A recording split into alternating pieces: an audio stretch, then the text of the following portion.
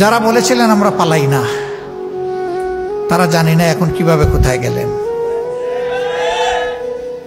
আমরা কোনোদিন এটা বলি নাই যে আমরা পালাই না, তবে আলহামদুলিল্লাহ রাব্বুল ইজ্জত আমাদেরকে এটুকু মেহেরবানি করেছেন যে আসলেই আমরা পালাইনি। আমরা ফাঁসির রশি গলায় নিয়েছি, কিন্তু দেশ থেকে পালাইনি।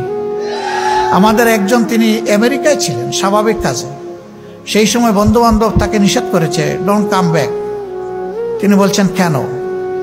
বলেছে যে আপনাকে ওই রকমই পারসিকিউট করা হবে, অবিচার করা হবে, যেমনটা অবিচার করা হচ্ছে আপনার সিনিয়র লিডারদের সাথে। তিনি বলছেন সিনিয়র লিডাররা যদি আল্লাহর জন্য ধৈর্য ধরে সহ্য করে থাকতে পারেন, আমিও পারবো, আমি আসছি। আদালতে দাঁড়িয়ে আমাকে ফাঁসি দেওয়া হোক, আমার কোনো আপত্তি নাই। আমি পলাতক হিসাবে এই বদনামের অংশ নিতে চাই না যে আমি অপরাধী। আমি আদালতে দাঁড়িয়ে বলবো আমি নিরপরাধ। মীর কাসেম আলী সেইটাই করেছিলেন। কিন্তু না আসলে পারতেন ভাই, কেউ তারে বলতো না যে উনি পালিয়ে গেছেন, কারণ তার বিরুদ্ধে কোনো ওয়ারেন্ট, কোনো মামলা ছিল না। তিনি এসেছেন তার নৈতিক দায়বোধের জায়গা থেকে, তার দেশকে ভালোবাসেন। এই জন্য তিনি বলেছেন যে দেশে আল্লাহ আমাকে পয়দা করেছেন, আমার মত যেন সেই দেশে হয়। সম্মানিত ভাইয়েরা, গেল তাদের ছাপ্পার, এখন কি হবে? এখন কি এগুলোই চলবে?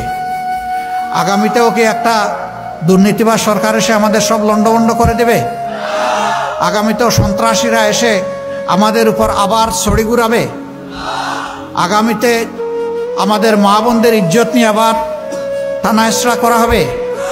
আমাদের জীবনের উপর কালো হাত নেমে আসবে? সবগুলার বিরুদ্ধে আমাদেরকে সিংহের মতো গর্জন করতে হবে ইনশাআল্লাহ। আমাদের স্পষ্ট বক্তব্য, দুর্নীতি তোমাকে লাল কার্ড,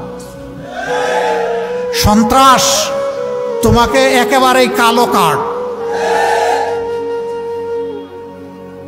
অবিচার তোমার জায়গায় সমাজে হবে না।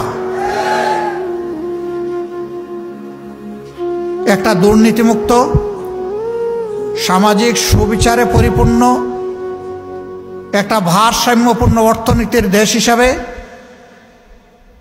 বুক চিতিয়ে যুদ্ধ করা যুবকদের হাতে তাদের মেধার মূল্যায়ন করে তাদেরকে এদেশের দেশ গঠনে তাদেরকে কাজে লাগানোর সেই পরিকল্পনা নিয়ে আগাচ্ছে বাংলাদেশ জামাত ইসলামী। আমাদের অঙ্গীকার একেবারেই স্পষ্ট, আমরা শিক্ষা স্বাস্থ্যকে সবচেয়ে বেশি গুরুত্ব দেব। কারণ একটি ভালো জাতি গড়তে হলে অবশ্যই আমাদের একটা ভালো শিক্ষা ব্যবস্থা লাগবে। আমাদের শিক্ষা ব্যবস্থা ভালো নেই। একটা ভালো জাতি গড়তে হলে অবশ্যই সুস্থ সবল আমাদের সন্তানদেরকে চিকিৎসা দিয়ে গড়ে তুলতে হবে।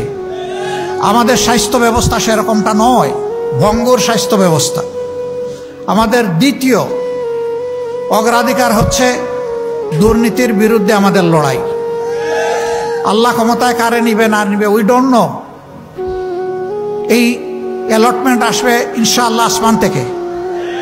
আমরা বাংলাদেশের জনগণের রায় পেয়ে এই দেশ পরিচালনার দায়িত্ব পাই কিংবা না পাই, দুর্নীতি মাটিতে নেমে না আসা পর্যন্ত আমাদের লড়াই চলবে ইনশাআল্লাহ। আমরা থামবো না, কেউ আমাদেরকে থামাতে পারবে না।